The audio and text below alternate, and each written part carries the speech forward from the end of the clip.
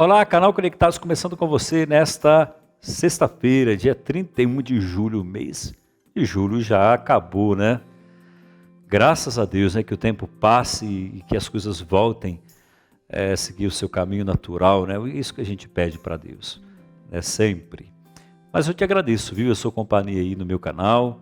Aproveita para você curtir o canal, ativar as notificações, tá bom? E encaminhar ou conectados para muitas pessoas aí, tá joia? Vamos refletir o evangelho de hoje, está lá em Mateus 13, de 54 a 58. Então vamos ler esse trecho. Quando Jesus acabou de proferir essas parábolas, partiu dali, dirigindo-se para a sua pátria, pôs-se a ensinar as pessoas que estavam na sinagoga, de tal sorte que elas se maravilhavam e diziam: de onde lhe vem essa sabedoria e esses milagres? Não é ele o filho do carpinteiro? Não se chama a mãe dele de Maria e os seus irmãos Tiago, José, Simão e Judas? E as suas irmãs não vivem todas entre nós? De onde então lhe vêm todas essas coisas? E se escandalizavam dele. Mas Jesus lhe disse: não há profeta sem honra, exército, exceto em sua pátria e em sua casa. E não faz ali ele muitos milagres por causa da incredulidade deles. Palavra da salvação, glória a vós, Senhor. Muito bem, vamos falar sobre a infância de Jesus primeiro, porque é onde Jesus ele cresceu, né? Nazaré é a cidade onde Jesus cresceu, passou a sua infância. Porque os pais de Jesus, eles moravam em Nazaré, mas foram para Belém, né, por causa do recenseamento, né, quando Herodes tentou aniquilar todos os bebês nascidos naquela época. A família fugiu para o Egito, e aí nasceu Jesus. Em Belém, na Judéia, mas voltou para Nazaré tão logo, e ali Jesus ele cresceu. Porque Jesus ele tinha esse ambiente familiar muito, muito próspero, porque mesmo em meio a tanta simplicidade, né, tantas coisas pequenas, né, ao mesmo tempo eram grandiosas. Eram grandiosos os exemplos que Jesus recebia de seus pais. Jesus ele sabia ler em hebraico e conhecia bem, mas muito bem as escrituras. Está lá em Lucas capítulo 4, 16. Ele provavelmente recebeu a educação básica de um menino judeu, assim como os meninos judeus recebiam naquela época, para assim compreenderem a palavra de Deus. Mas ele não teve assim muitos estudos, né? Assim como os outros rabinos, que tinham mais acesso à formação e também ao aprendizado. Jesus não. Sua sabedoria vinha da comunhão com Deus. Então isso desde a infância, né? E então Jesus ele cresce em meio àquele ambiente hostil de Nazaré. Quando ele chega aqui, por exemplo, eles começam a perguntar: mas não é ele o filho do carpinteiro? Seus irmãos são esses e são aqueles, né? Porque Jesus ele era uma pessoa extremamente desconcertante. E isto não resta dúvida, né? Porque continuamente ele assumia atitudes que desconcertavam a todos quando realizava um milagre, uma cura, enquanto ele era tomado realmente por questionamentos advindos de poderes que não entendiam que, como filho de Deus é assim tão humano e ao mesmo tempo tão desconcertante, porque ele era perseguido, porque ele realizava esses sinais, esses prodígios, quer dizer, ele realizava alguns gestos que causavam assombro nas pessoas. E Jesus ele sempre evitou grandes manifestações, grandes milagres, porque poderiam se prestar enganos e equívocos em torno da sua pessoa, porque ele sempre se retirava, né? Quando fazia algum milagre, ele sempre pedia para que as pessoas não contassem. Então, a tendência de Jesus era sempre se colocar como um instrumento de Deus, um sinal de Deus para aquele povo. Para quê? Porque ele veio exatamente salvar a humanidade. E aí, por exemplo, quando quiseram fazê-lo rei, ele foge para a montanha.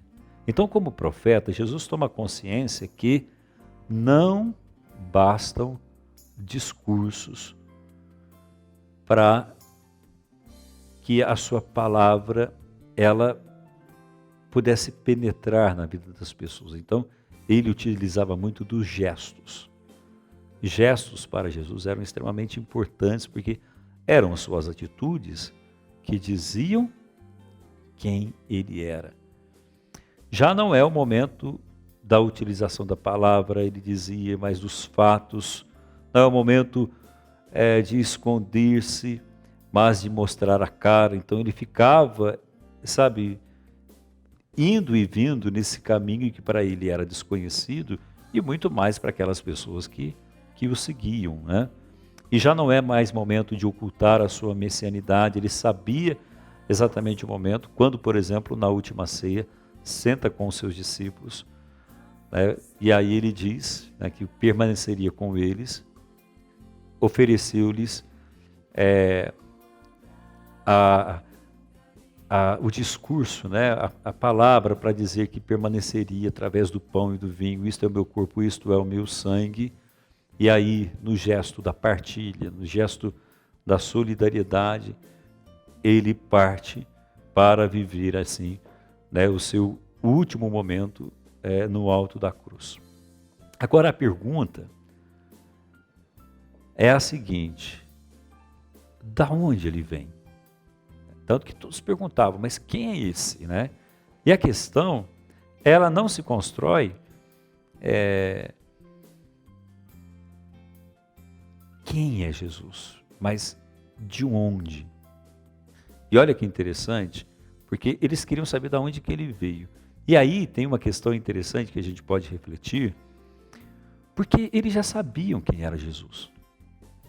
Ele já estava com eles, vivendo com eles, fazendo os seus milagres. Ele era o Filho de Deus. Assim como chamavam, tu o dizes, né? Ele disse. E é exatamente isso que incomodou a todos, né? Quem é esse homem? Dizendo-se Deus, mas extremamente humilde. A sua humanidade foi que exatamente chocou aquela sociedade, aquele povo eleito, aquele povo escolhido, porque eles não esperavam que um Deus viesse assim, né, tão humano, extremamente semelhante a nós, exceto, claro, no pecado. Porque as questões ligadas à sua origem, né, encarnação, sempre foram motivos de investigação. Porque incomoda. Vamos dizer assim, não são as diversas teorias sobre sua vinda, mas o que causa mais espanto o que causou naquela época, né, toda essa movimentação, quer dizer, quem é essa pessoa? Por que que Deus está agindo dessa forma tão misteriosa, né? Porque Jesus ele se iguala à nossa humanidade, né? Como disse, né? Exceto no pecado, porque ele veio viver num tempo concreto. Ele veio viver no nosso mundo, com pessoas concretas, né? Num ambiente escolhido por Deus, né? Quer dizer, escolheu aquelas pessoas, aquele povo, para dizer, eu estou aqui como filho de Deus. E a rejeição dele em Nazaré, por um lado, concentra exatamente a rejeição de todos os profetas que vieram antes de Jesus. Porque Jesus, no seu tempo, ele foi também reconhecido como profeta. porque não acreditavam que ele era o Filho de Deus.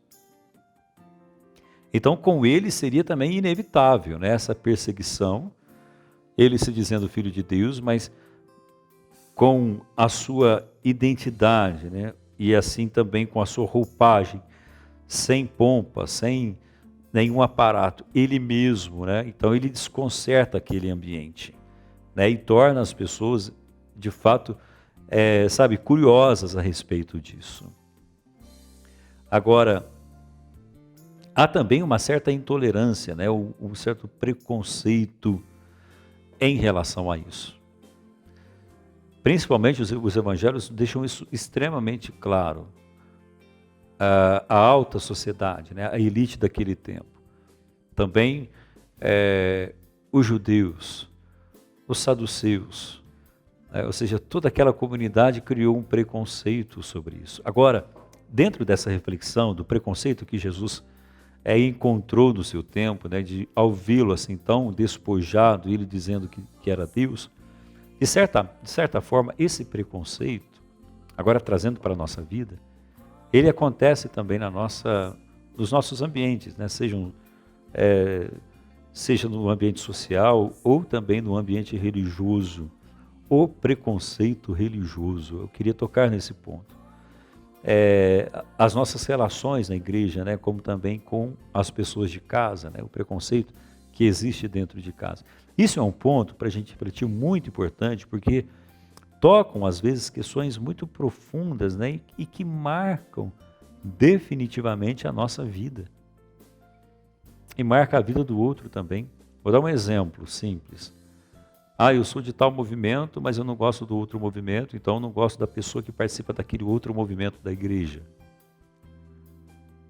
Só porque pensa diferente, porque tem uma ação pastoral diferente. Nós não podemos olhar as pessoas dizendo que uns são melhores do que os outros, enfim. Não existe isso. Isso é preconceito religioso, né? Porque veja, em tempos, né, tão críticos que nós estamos vivendo, tão difíceis, né, em onde a pandemia nos pegou tão de surpresa, muitas vezes vem à tona, certas questões no tocante ao preconceito religioso, que se tempos atrás sentíamos isso, hoje, de certo modo, talvez tenha ampliado isso, né? Aumentado isso, o preconceito religioso, olhar o diferente como sendo um adversário, como sendo uma pessoa que sabe que eu tenho que conviver, como se isso fosse uma obrigação. Então a gente precisa se despojar, assim como Jesus se despojou, para a gente entender, né, que desse tempo de pandemia estamos, claro, mais sensíveis, né, mais sujeitos às vezes a explosões de sentimentos. Mas isso não justifica, se a gente pegar essa questão do preconceito, né, tanto dentro de casa como o preconceito religioso, né, quer dizer, olhar o diferente como sendo um adversário que eu tenho que, para viver eu tenho que engolir, isso é errado. Jesus ele veio dar o exemplo contrário, né? Ele pediu para que a gente quebrasse todos os preconceitos e assim, né, vivêssemos em comum, um respeitando o outro, na sua liberdade, na sua limitação, nas suas qualidades, como também nos seus defeitos. Porque ninguém pode chegar a ponto de dizer para o outro, olha, eu não consigo conviver com você porque você é diferente, ou também porque você é igual a mim.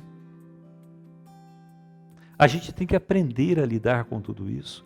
Porque o que Jesus sofreu ali em Nazaré, por crescer naquela cidade, quando voltar, não foi compreendido, muitas pessoas sentem isso também dentro de casa, né?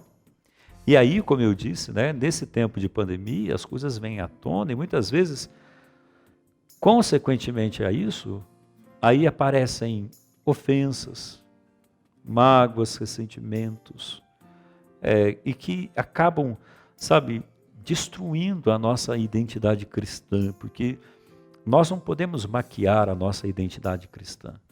Nós precisamos buscar, de fato, qual é a minha identidade ou qual a minha identificação com Cristo. para que eu viva nesse mundo assim como Jesus foi, né? Ele jamais teve uma postura de preconceito com ninguém. Então, quem sou eu para alimentar esse preconceito? Seja ele qual for, preconceito religioso, preconceito racial, né? Ou seja, preconceitos que acabam, sabe, manchando a nossa imagem, né? E aí, totalmente desfigurados, nós não conseguimos nem olhar o outro e muito menos a nós, enxergar quem de fato nós somos, né? E aí a gente pergunta, né? A partir disso, qual foi a atitude de Jesus? O que ele fez? Como ele nos ensinou a amar o nosso próximo? Como ele nos ensinou a entender que preconceito não leva ninguém a nada? A imposição de uma postura, a imposição de uma ideia, que possamos quebrar esses muros. Esses preconceitos são, de fato, a exposição da nossa própria ignorância. Perdão da palavra, mas é a verdade. Porque quando nós agimos com preconceito, nós expomos a nossa ignorância em relação à nossa incapacidade de amar quem é diferente, de amar quem não pensa como eu amo, de amar quem está ao meu lado, impor-lhe condições para que ele possa fazer aquilo que eu quero e sempre prevalecendo a minha verdade. Então, olhar o que Jesus fez, né? Ou como ele fez. Como eu falei no comecinho, atitudes, os gestos, eles foram muito explorados por Jesus, para que a gente possa também reproduzi-los na vida. E aí repensar um pouco o nosso caminho, principalmente agora, em tempos de pandemia. Não é? Então que essa palavra nos ajude nessa sexta-feira. Para a gente terminar a semana assim bem, refazendo algumas coisas e seguindo em frente. E quebrando preconceitos. Olha, hoje nós celebramos Santo Inácio de Loyola. Santo Inácio de Loyola, os salesianos são em festa hoje. E aí trouxe uma palavra de Santo Inácio. Olha que linda palavra. Viver em profundidade significa entrar no âmago da própria vida, descer até as fontes do próprio ser, até as raízes mais profundas. Aí se pode encontrar o sentido de tudo aquilo que se é, daquilo que se faz, se espera, busca e também deseja. Descer à intimidade. Então fiquemos com essa palavra, com a intercessão de Santo Inácio de Loyola. Obrigado pela sua companhia, tá bom? Eu quero então que você curta o canal, que você mande aí as suas mensagens, tá bom? Eu te espero aqui amanhã. Sábado, né? Amanhã é sábado. E eu te espero aqui no meu canal. Pessoal, tchau, até amanhã. O barulho, o movimento, o medo, a angústia, o silêncio, a brisa suave, a vida ao tempo, tudo para.